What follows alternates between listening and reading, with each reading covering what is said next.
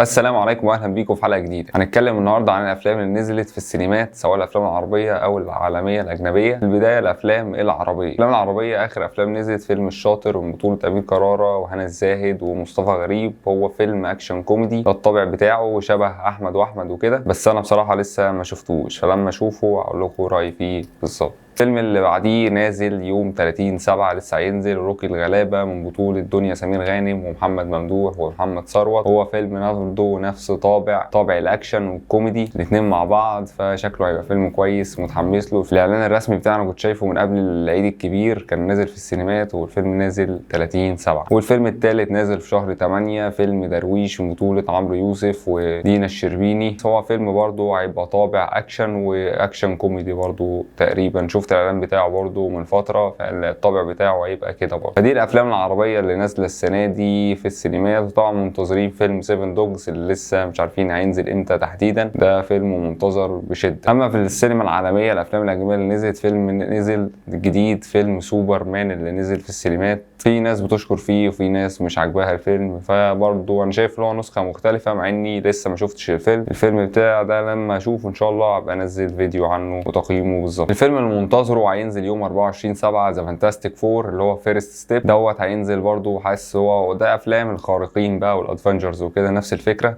نفس الطابع الخارق. لو انت بتحب الافلام ديت هيبقى فيلم ليك، لو مش بتحبها ما تدخلش الفيلم ده، وانصحك ما تدخلوش خالص. فالناس اللي بتنقذ فرقه من 4 مكون 4 خارقين بينقذوا العالم وبيتحدوا بقى اصعاب ومشاكل في الفيلم، فهنشوف الفيلم ده هيبقى شكله عامل ازاي لما ينزل. هينزل خلاص، فاضل اسبوع ولا حاجه وينزل، فان شاء الله يبقى فيلم كويس. فدي كل الافلام الحاجه، كل الاخبار عن السينما. في بقى اما العمل الدرامي طبعا بقى هنتكلم عن في مسلسل شفت له اعلان، مسلسل اسمه ابن النادي من بطولة أحمد فهمي وجيهان الشماشرجي، وبرضه مجموعة من النجوم اللي شاركوا في فيلم أحمد وأحمد. المسلسل ده من أعمال شاهد الحصرية. طبعا في المسلسل ده هينزل على منصة شاهد، بس مش عارفين هينزل إمتى بالتحديد. هو عاملوا نزلوا إعلان، بس مسلسل قصير يعني، هيبقى حلقاته قليلة 10 حلقات أو بالكثير 15 حلقة، فهيبقى مسلسل قصير، هينزل على منصة شاهد. فمنتظرين المسلسل، وهو شكله هيبقى مسلسل حلو. ومسلسل بعيدا بقى عن إعلان ابن النادي اللي كان قبل كده لشركة طلعات معينة، كان رمضان صبحي